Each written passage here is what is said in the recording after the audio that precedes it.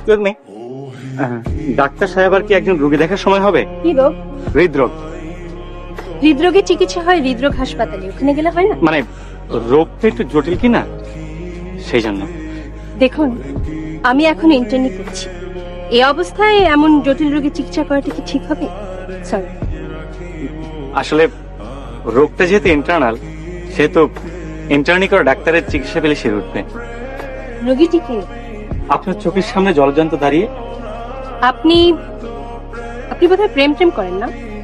জি, মনে হয় করি, কিন্তু ঠিক বুঝতে পারি না।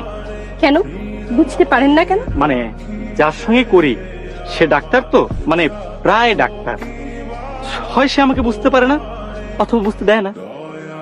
আপনার পোশাক আশাকে তো দেখে মনে হচ্ছে আপনিও ডাক্তার, মানে প্রায় ডাক্তার। জি, আপনি ঠিকই ধরেছেন। এই জন্য তো আপনার কাছে হৃদয়ের চিকিৎসা করাতে চাই। আমার ধারণা, আমার হৃদয়টি আপনাকে দিলে আপনি আপনার হৃদয়টি আমাকে দিবেন। ও আচ্ছা আচ্ছা, হৃদয় ঘটিত ব্যাপার তাহলে। কিন্তু আপনি যে বললেন হার্টের অসুখ।